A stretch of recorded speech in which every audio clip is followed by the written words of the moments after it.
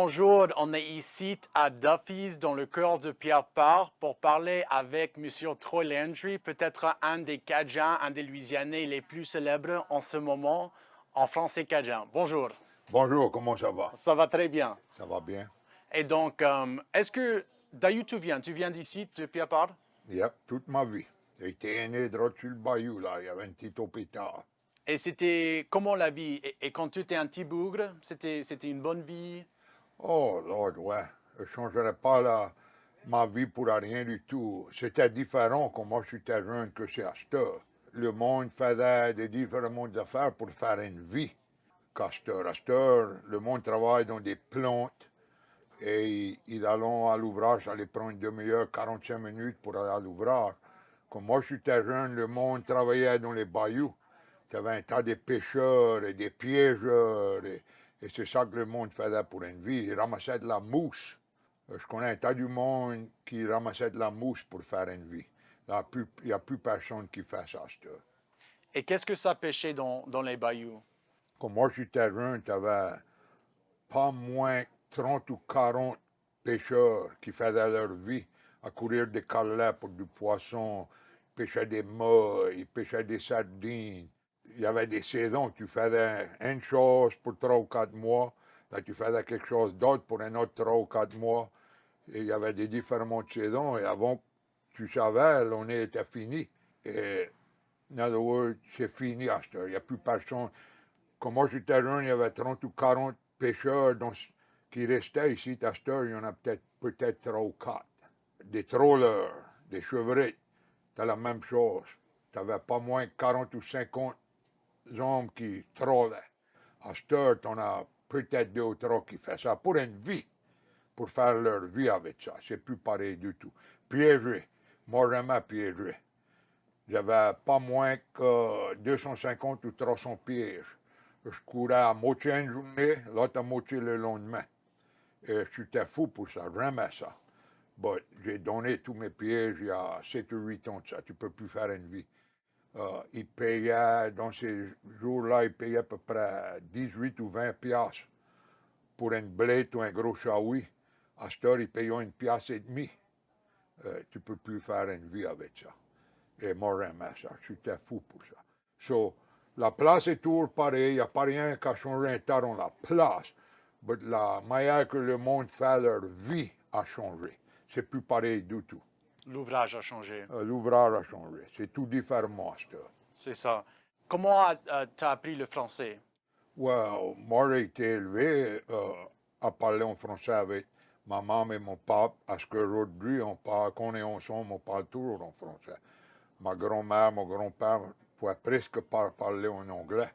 Ils parlaient un petit peu en anglais, mais pas un temps. Et ta maman et ton papa, ils viennent d'ici, de Pierre-Part? Yep, ils me l'ont dit ici. Yep. Quand ma maman était petite, en haut du Pierre-Part, l'autre bout du village, ils faisaient la récolte, ils faisaient du coton.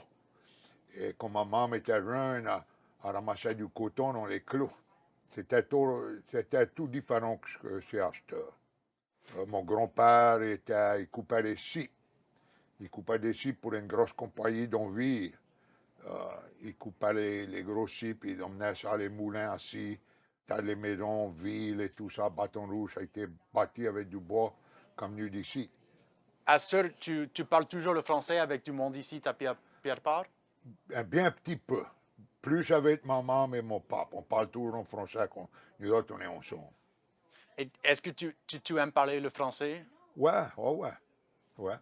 J'ai montré un petit peu à mes enfants, mais tu sais, ces jeunes, ils voulaient parler d'autres affaires. C'est pas pareil. C'est pas pareil. Non, c'est pas pareil. Et donc, et quand as-tu commencé avec les cocodries, les caïmans? Septembre. Septembre, ok. On pêche les cocodriles en septembre. On a eu notre première saison ici dans 82. Ils ont ouvert la saison et on pouvait juste avoir comme 4 ou 5 parmi dans ces jours-là.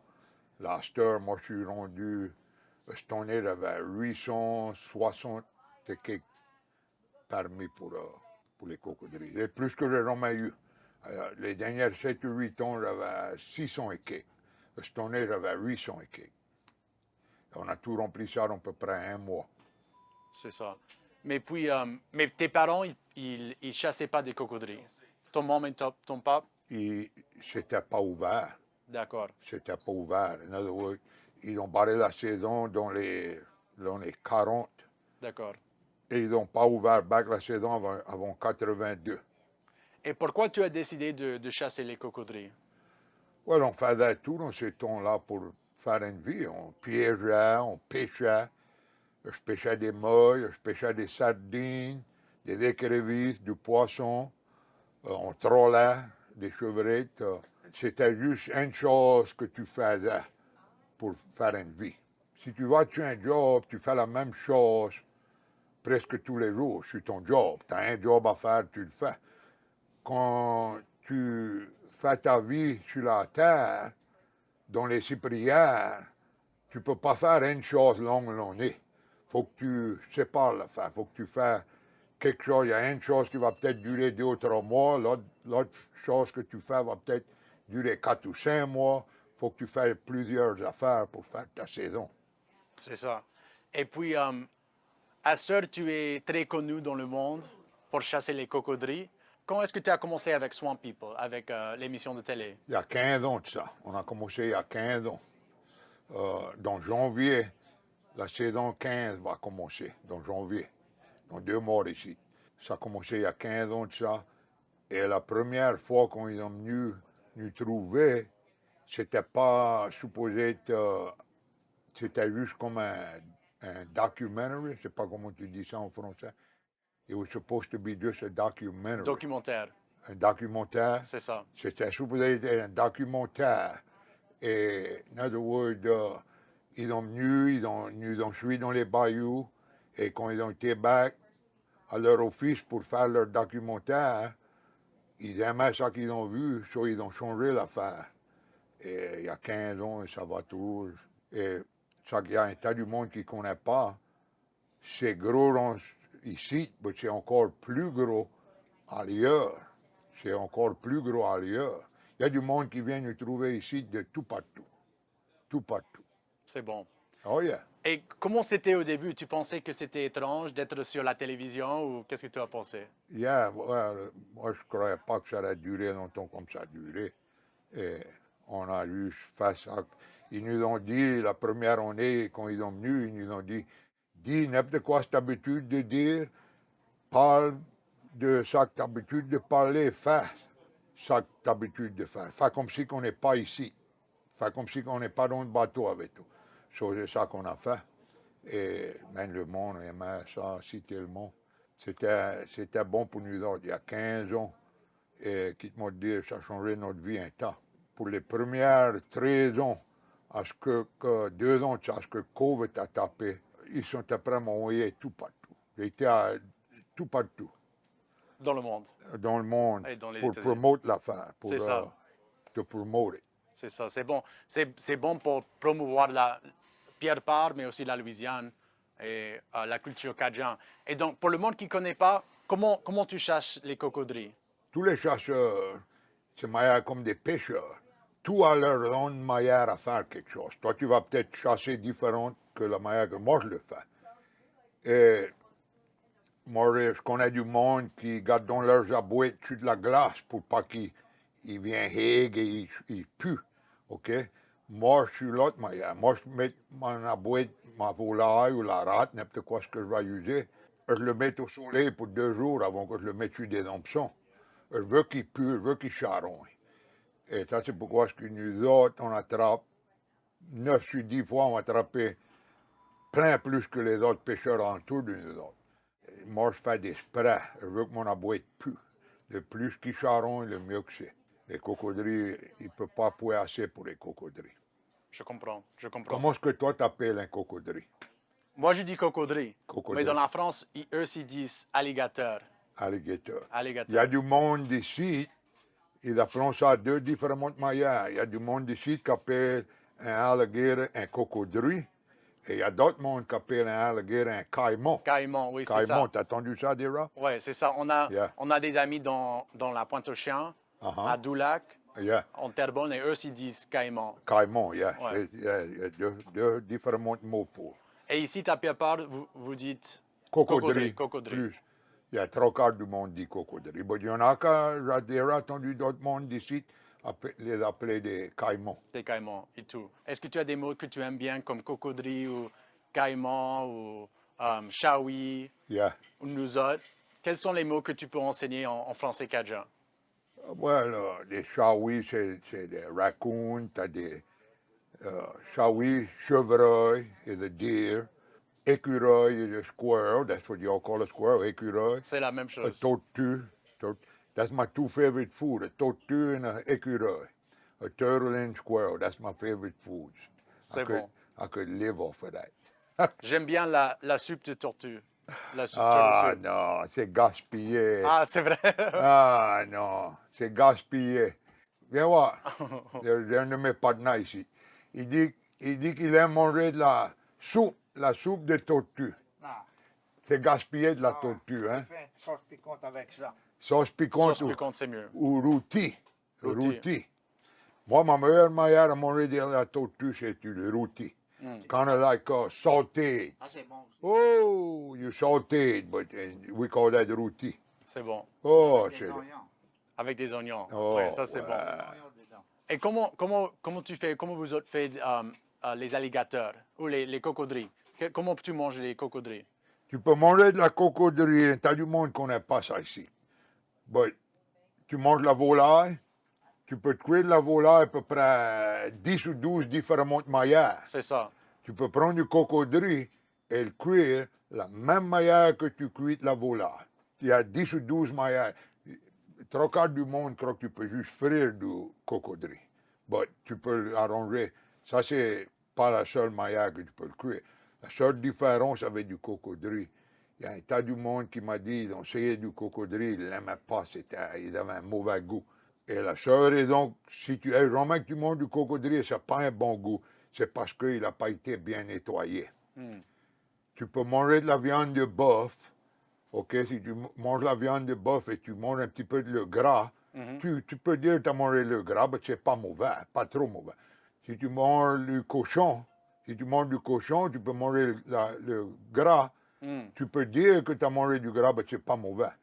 Du cocodrie, si tu manges un tout petit bite, un tout petit morceau de le gras, tu vas pas l'aimer. C'est pas bon. Oh, C'est pas bon les autres. Ah, OK. C'est bon de savoir. it's the nastiest thing you ever put in your mouth. And look, quand des années passées, on nettoyait tout notre cocodrie. OK, j'avais des amis dont garderie pour nettoyer mes cocodries. Ils payaient plus. Si tu les accommodais, ils payaient plus. 3 piastres le pied de plus, des fois 5 piastres le pied de plus. So, j'avais des amis en garderie pour les nettoyer pour moi. Et le vieux monde, ils sont tous morts à cette heure. Mais le vieux monde d'ici, quand je les nettoyais, ils voulaient la graisse, le gras, et c'est pas bon. C'est pas bon du tout.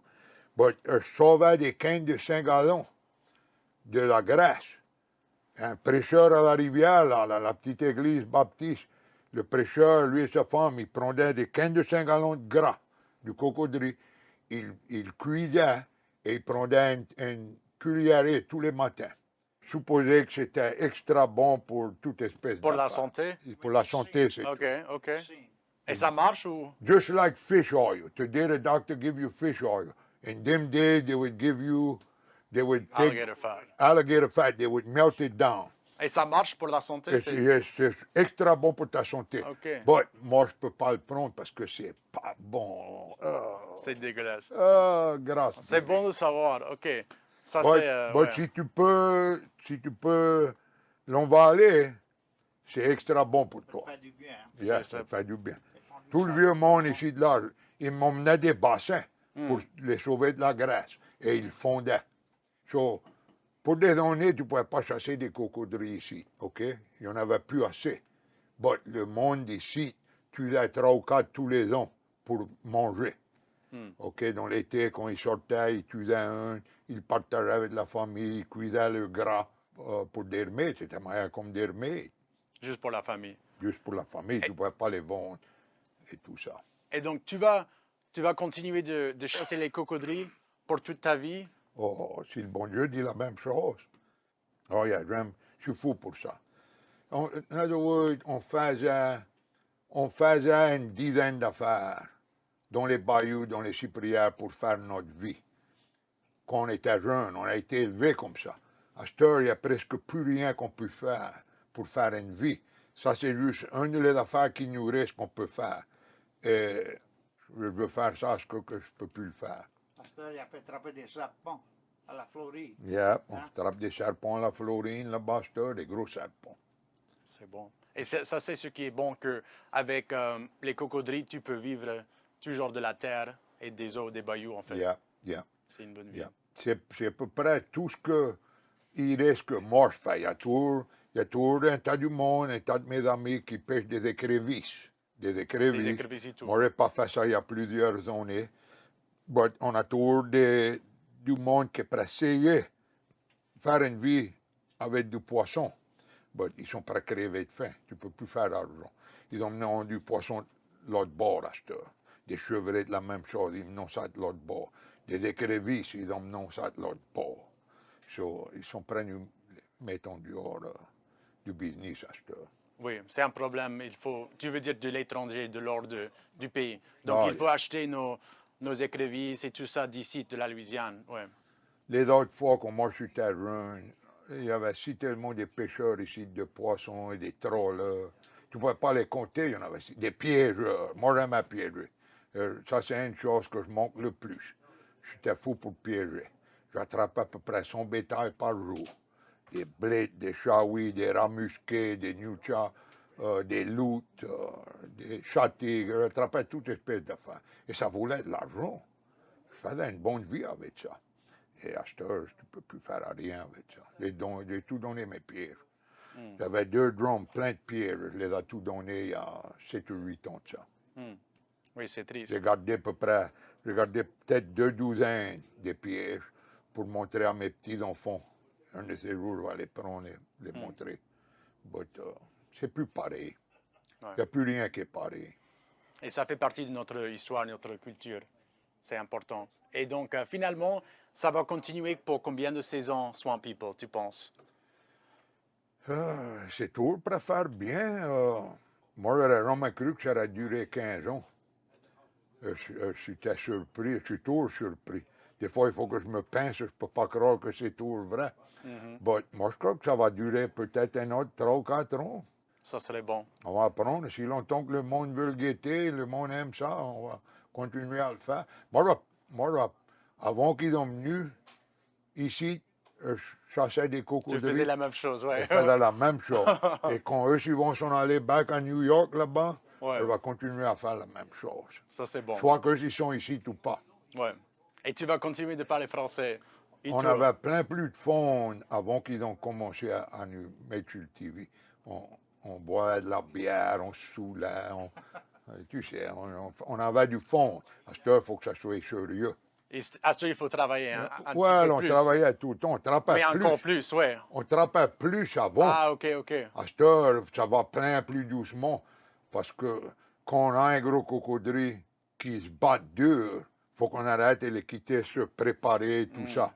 Les autres fois, avant qu'ils ont commencé à nous suivre, on a attrapé 82 dans une journée, moi et Clint. 82. Et à cette heure, je suis plus vieux, je ne peux plus travailler dur comme ça. Mais ça va si tellement plus doucement à cette heure avec les caméramans que je peux plus courir les lignes que je courais. Mais ils nous payent bien, ça. Donc, Je fais ouais. plus d'argent à cette heure. C'est un bon Jamais- deal. C'est un bon deal. Je fais plus d'argent à cette heure que je n'ai jamais fait. Win-win. Ça ne me gêne pas d'aller plus doucement. C'est bon. Mais ça que le monde ne comprend pas, comment cette année on a attrapé 800 cocodrilles, OK? Sur 800, ils vont peut-être montrer 40 ou 50. Tous les autres, il y en a qui étaient crevés, qu'on les a levés en dehors de l'eau, en dessous de l'eau, ils sont déjà crevés. Il y en a qui n'ont plus de feu, en other words, ils sont presque crevés. Mais sur 800, on va attraper 40 ou 50 qu'ils vont mettre sur le TV. En other words, qui étaient presque battus, qui voulaient essayer de me mordre, qui mordaient le bateau, et des affaires comme ça. So, c'est pas, le monde croit que chaque crocodile qu'on attrape est presque débattre et il veut essayer de me mordre. Non, c'est pas vrai. Peut-être un sur 15 ou 20. Peut-être un sur 15, je veux dire, peut-être. Qui se battent dur et il est frais, il vient te faire prendre sur la ligne. Après qu'ils sont pris sur la ligne pour 3 ou 4 heures ou 7 ou 8 heures, ils sont fatigués, ils se débattent plus. Ben, eux, ce qui est frais ou eux, ce qui est pris dans le mâchoire, là, ça ne les fait pas de mal. S'ils ont vallon la boîte et l'hameçon, ça les fait du mal, ils ne se battent pas deux. Mais ce qui est pris dans le mâchoire, ils se battent deux. Je comprends. Deux. Donc, c'est un peu différent de ce qui est dans la télé. Donc, c'est cool. Mais nous autres, on va continuer de guetter et on est très fiers de toi. Nous sommes très fiers de toi parce que tu promouvoir la Louisiane et notre culture et particulièrement notre français. Et c'est très important parce que nous autres, on essaie de convaincre au jeune monde de parler le français. Et si du monde comme toi parle le français, ça va nous aider à continuer avec notre langage et notre culture. Yep. J'ai peur que c'est personnalisé un petit peu à la fois. Un petit peu à la fois, c'est personnalisé. Petit à petit. Mais Yeah. petit à petit, ça va revenir back. Peut-être. J'espère, ouais. New York, quand on était petit, on ne pouvait pas parler en français à l'école. Ils nous punissaient quand on allait à l'école si on parlait en français avec nos amis. Ouais, Et à cette heure, les enfants, il faut qu'ils prennent une autre langue pour passer. c'est ça. Ça a changé. Ah ouais. Ça a changé. Ça a changé en On a plein. commencé à l'école, parler français, c'est tout. Lui, là, il était élevé dans les bayous, à Bayou 4000, là-bas. Et donc, c'était la même affaire. Oh, yeah. Mais c'est pour ça qu'on est si fiers de parler français avec toi. Et j'espère qu'ils vont goûter ça dans les écoles pour qu'eux, s'ils peuvent apprendre le français cajun. Un grand merci. De rien, C'était de génial. rien. Tu parles très bien le français. Merci à prêt. toi aussi. J'étais fier de visiter avec toi. Pour nous autres aussi, et on espère revenir back une prochaine fois pour visiter avec M. Troy Landry, une vraie star de la Louisiane. Merci beaucoup. Et puis, oublie pas, Chour. C'est bon.